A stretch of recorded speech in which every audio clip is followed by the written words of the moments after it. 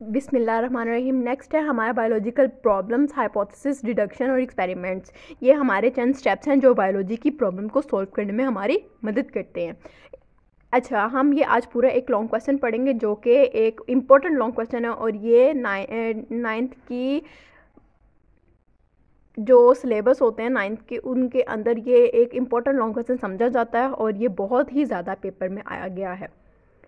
In biology में क्या होता है, लाइक अदर साइंसेस, दूसरी साइंसेस की तरह बायोलॉजी में भी हम new things are being discovered, नई चीज़ें दरियाफ्त कर चुके हैं, और long held theories are being modified. और जो बहुत देर बाद जो थेरी बनी हुई है ना, हम उनको मॉडिफाई करते हैं, मतलब चेंज करते हैं या रिप्लेस कर देते हैं विद बेटर वंस, या कोई अच्छी जो इससे अच्छी हम थेरी देखें हम उसके साथ उसको रिप्लेस कर देते हैं।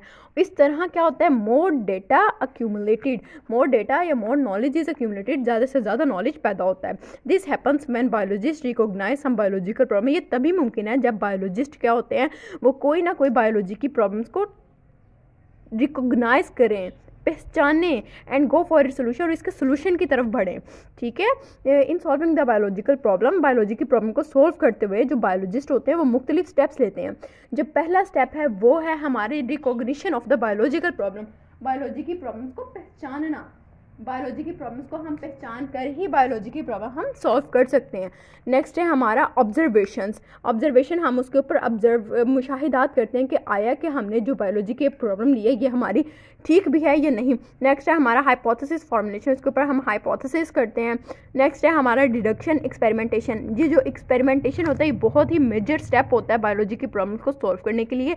इसे हम इस रिज़ल्ट पे पहुंच जाते हैं कि आया कि हमने जो ये हाइपोथेसिस लिया था ये हमारा सही भी था या हमारा गलत था। इस तरह एक जो हमारी ऑब्जर्वेशन होती है वो रिजेक्ट हो जाती है या वो सेलेक्ट हो जाती है। नेक्स्ट है हमारा समराइजेशन ऑफ रिजल्ट, मतलब रिजल्ट को समराइज़ करना। और नेक्स्ट है हमारा रिपोर्टिंग ऑफ द रिजल्ट। अगर हम summarisation of the results, reporting of the results होता क्या है, रिपोर्टिंग ऑफ द रिजल्ट्स होता है ये है कि हमारी ये जो है जो हमने थ्योरी बनाई है, ये हमारी जो हाइपोथेसिस फॉर्मुलेट हुआ है, हमने जिसके ऊपर एक्सपेरिमेंट किया है वो बिल्कुल दुरुस्त है, और इसको हम रिपोर्ट कर देते हैं, मुख्तलिफ ग्राफिक्स में क्रिएट कर देते हैं, टेबल्स कर देते हैं।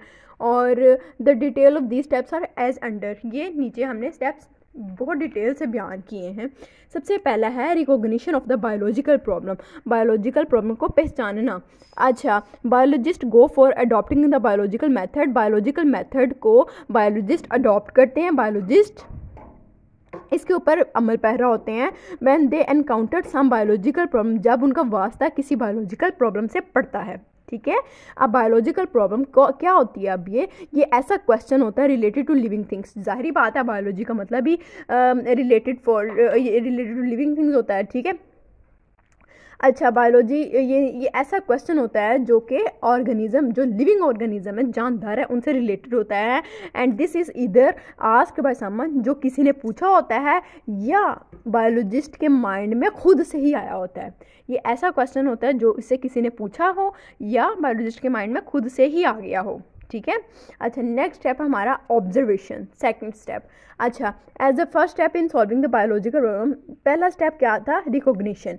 अच्छा, ये हो गया हमारा। नेक्स्ट है biologist recall his previous observation, उसने जो पहली ऑब्जर्वेशन उसने जो याद करता है उसको, और मेक न्यू वंस, और उससे उसी ही से नई बनाना शुरू कर देता है कि नहीं ये हो सकता है इसका, ये वो मुख्तलिफ मुशाहिदात करता है अपने दिमाग में, मुख्तलिफ मुशाहिदात करता है कि नहीं ये हो सकता है। आया कि उसको, यानी कि हम देख लेते हैं कि एक पेशेंट है पेट में दर्द का, कि आया कि उसको पेट में दर्द किस चीज़ से है।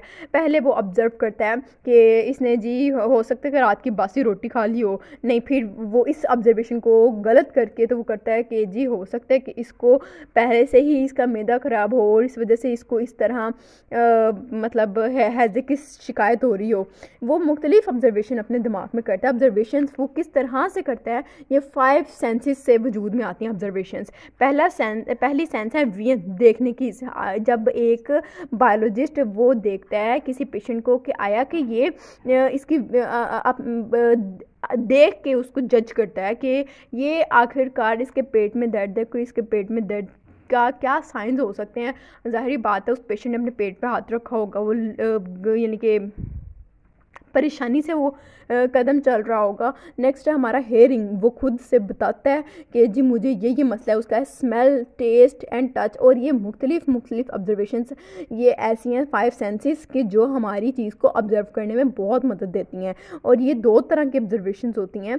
There are 2 types of observations, quantitative observation और क्वालिटेटिव ऑब्जर्वेशन। अब जो क्वांटिटेटिव ऑब्जर्वेशन होती है ना, ये मोर एक्यूरेट समझ जाती है क्वालिटेटिव ऑब्जर्वेशन से, ठीक है, क्योंकि जो फॉर्मा होता है आर इनवेरिएबल मेजरेबल, क्योंकि हम इस क्वांटिटेटिव को हम रिकॉर्ड कर सकते हैं नंबर्स में भी, लेकिन हम क्वालिटेटिव को नंबर्स में रिकॉर्ड नहीं कर सकते, ठीक है, इन टर्म्स ऑफ नंबर्स। अच्छा, examples of quantitative and qualitative observations are given below. नीचे दी गई हैं हमें मुख्तलिफ ऑब्जर्वेशंस, क्वालिटेटिव और क्वांटिटेटिव का डिफरेंस। अच्छा, ये जो क्वालिटेटिव ऑब्जर्वेशन होते हैं इसके भी 2 डिफरेंस है और क्वांटिटेटिव ऑब्जर्वेशंस के भी 2 डिफरेंस है। पहला डिफरेंस है the freezing point of water is colder than the boiling point. जो पहला फ्रीजिंग पॉइंट है ना, ज़ाहिरी बात है, जो वाटर का जो फ्रीजिंग पॉइंट होता है ना, वो बहुत ही ज़्यादा कूल्डर होता है। ज़ाहिरी बात है, फ्रीजिंग पॉइंट हमेशा कूल्डर जाता है देन बॉइलिंग पॉइंट।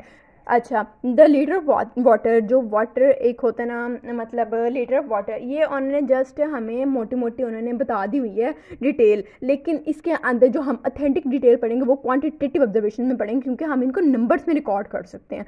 देखें, जैसे the freezing point of water is 0 degree Celsius and the boiling point of water is 100 degree Celsius. देखिए, हमें एक मेजर तौर पर एक मुकम्मल रिकॉर्ड बना दिए गए हैं, नंबर्स का रिकॉर्ड बना दिए गए कि 0 और 100 के दरमियान, कि जी हमारा फ्रीजिंग पॉइंट 0 होता है और हमारा बॉइलिंग पॉइंट 100 होता है।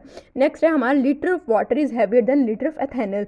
जो लीटर ऑफ वाटर होता है ना, वो भारी होता है स्प्रिट से, एथेनॉल में आ जाता है हमारी स्प्रिट आ जाती है, पेट्रोल आ जाता है, इस तरह की चीज़ें, ठीक है ना। देखें, और the litre of water weights, जो अगर हम 1 लीटर वाटर का वेट करें ना तो उसके 1000 ग्राम्स होते हैं, ठीक है, और अगर हम इथेनॉल का वेट करें तो 789 ग्राम्स होते हैं। मतलब litre of water is heavier than litre of ethanol, ठीक है।